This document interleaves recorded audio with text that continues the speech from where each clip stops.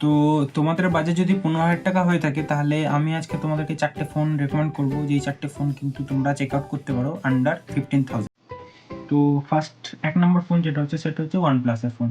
তো এই ফোনটা মানে অনেকদিন আগে বেরিয়েছে, এমন না যে লেটেস্ট লঞ্চ। তো কিন্তু 15,000 টাকা নিচ্ছে যাদের শুধুমাত্র OnePlus-এরই ফোন নিতে হবে, OnePlus ব্র্যান্ডের একটা মানে কি বলবো অ্যাকচুয়াল হয় না যে না OnePlus-এরই ফোন নেবো, তাদের জন্য এই ফোনটা, কারণ 15,000 টাকা নিচে OnePlus-এর ফোন নাই। তো এই ফোনটা তোমরা নিতে পারো। ফোনটার নাম হচ্ছে OnePlus Nord CE3 Lite 5G, বিশাল বড় নাম, ঠিক আছে। তো এটার মধ্যে কী কী ফিচার্স আছে আমি একবার চট করে বলে দিই।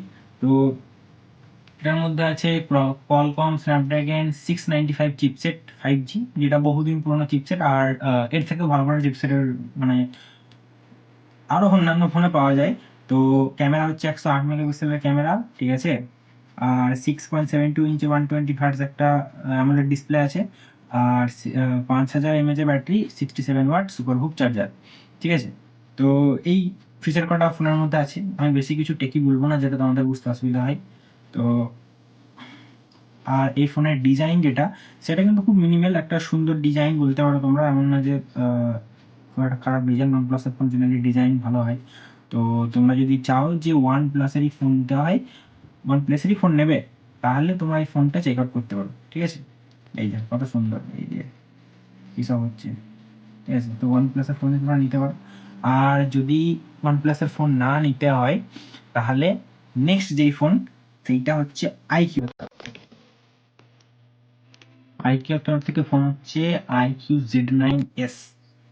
iQOO এর ফোন কিন্তু আমার পার্সোনালি খুবই ভালো লাগে, বাট আমি একটা iQOO এর ফোন ইউজ করছি, তো তাই বুঝতে পারছি। কারণ iQOO হচ্ছে ভিভোর সাব ব্র্যান্ড, তো ভালো, মোটামুটি ভিভো অ্যাকচুয়ালি ভালো কাজ করছে এখন। তো ফোনটার মধ্যে রয়েছে স্ন্যাপড্রাগন 6 Gen 1 প্রসেসর, যেটা কিন্তু 695-এর থেকে অনেক বেটার পারফরমেন্স তোমাকে অফার করে 15,000 টাকার মধ্যে, ওকে।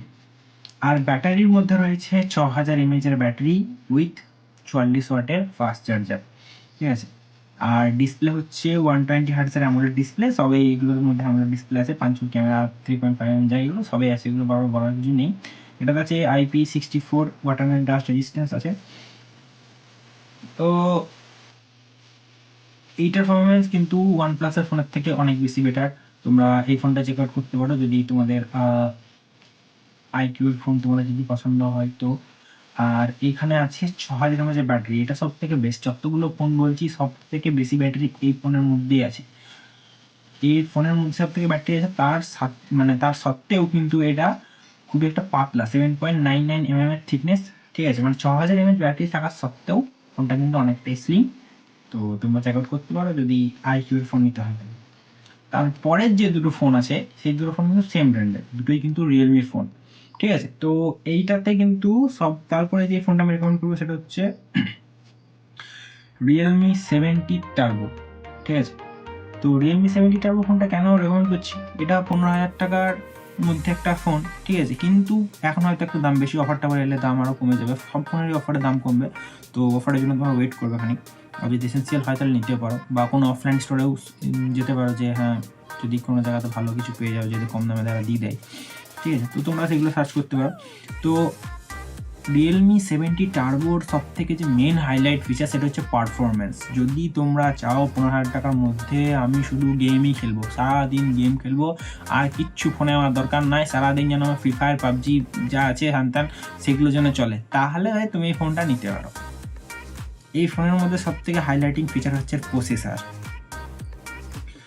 সেই প্রসেসর কি আছে, প্রসেসর আছে Dimensity 7300 এনার্জি, না হেভি এনার্জি, ফোনের জাদা এনার্জি, সারাদিন গেম খেললে কোনো প্রবলেম নাই, ঠিক আছে। তো সেই এনার্জিওয়ালা চিপসেট এটার মধ্যে দিয়েছে। তাছাড়া আছে এটার মধ্যে 120 হার্টজের ডিসপ্লে যেগুলো হয়, হ্যাঁ LPDDR 4x র্যাম টাইপ আছে, আর UFS 3.1 আছে, এটা কিন্তু একটা ভালো হাইলাইট ফিচার। আর আছে VC কুলিং সিস্টেম, স্টেনলেস স্টিলের 6050 স্কোয়ার mm।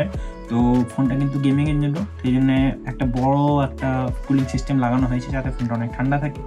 আর আছে একটা ভালো ব্যাটারি, আর 45 ওয়াটের ফাস্ট চার্জার। কিন্তু আমরা দেখেছি আগের ফোনগুলো তো এর থেকে বেশি আরও ফাস্ট চার্জ ছিল, তো যদি তোমরা চাও, আর ক্যামেরা সম্বন্ধে ওখানে বলে দিই, ক্যামেরাটা তো বলতে ভুলে গেছি। ক্যামেরা হচ্ছে 50 মেগাপিক্সেলের রেয়ার আর 16 মেগাপিক্সেলের সেমি টিপিক্যাল একটা সেলফি থাকে। তো কি বলবো, যদি গেম খেলতে চাও ভাই তাহলে এই ফোনটাই তোমার জন্য বেস্ট, তাছাড়া অন্য কোনো অপশান নাই 15,000 টাকার নিচে। আর নেক্সট যে ফোনটা বলছি সেটা হচ্ছে ওভারঅল ফোন, যাদের গেমও খেলতে ভালো লাগে, ভালো ডিজাইন দরকার, ভালো ছবি উঠে, মানে ক্যামেরা ভালো, তো ওভারঅল যদি কেউ চায় যে 15,000 টাকার মধ্যে আমার একটা ওভারঅল ফোন দরকার আছে, হ্যাঁ সব দিক থেকে ভালো মোটামুটি, তো সেই জন্য নেক্সট ফোনটা এটা হচ্ছে রিয়েলমি 7 নার্জো 70 Pro 5G। তো এই ফোনটাতে রয়েছে ডায়মেনসিটি 7050, হ্যাঁ হয়তো ওই 7300 মতো হয়তো অত পাওয়ারফুল নয়, বাট এটাও কিন্তু একটা ভালো প্রসেসর, তুমি আরামসে গেম টেম খেলতে পারবে। ওটা কিন্তু 90 FPS গেম চলে BGMI যদি তুমি খেলো, কিন্তু এটাতে কিন্তু 90 FPS চলবে না, বাট 60 FPS তোমাকে আরামসে চালিয়ে দেবে, আর মানে ভালো চলবে মোটামুটি। ওইটার তুলনায় এটাতে এমন কিছু বিশাল পার্থক্য আসবে না, হ্যাঁ 90-60 হবে, কিন্তু বাট তুমি আরামসে খেলতে পারবে। কিন্তু বাকি যে জিনিসগুলো আছে সেগুলো কিন্তু ওটার থেকে অনেক বেশি বেটার। প্রথম কথা যে ডিজাইন, ভাই ডিজাইন এটা দারুণ ডিজাইন, দেখতেই পাচ্ছ, আবার এখানে লেখা আছে হরাইজন গ্লাস ডিজাইন, যা দেয় ব্যাপার। আর তারপরেও আছে এটাতে ভালো ক্যামেরা, IMX 890 OIS। যাই হোক, এত শত জেনে লাভ নাই, জানো যে এই ফোনটাতে ভালো ক্যামেরা আছে, ভালো পারফরমেন্স আছে, তার সাথে সাথে ভালো ব্যাটারি এবং ভালো ফাস্ট চার্জ, ওটার থেকে ওটাতে বেশি ফাস্ট চার্জিং আছে 67 ওয়াটের। তো লুক ওয়াইজ ভালো, ব্যাটারি ভালো, ডিসপ্লে ভালো, ক্যামেরা ভালো, ওভারঅল একটা ভালো ফোন। যদি তোমাদের কাছে 15,000 টাকা বাজেট থাকে তাহলে আমার মতে এইটা হচ্ছে সবথেকে বেস্ট ফোন যেটা তোমরা নিতে পারো। এখন আপাতত 15,500 টাকার মধ্যে পাওয়া যাচ্ছে, দাম আগে পিছু হতে পারে, তো সেই খবরটা তোমরা রাখবে এবং ফোনটা কিনে নেবে।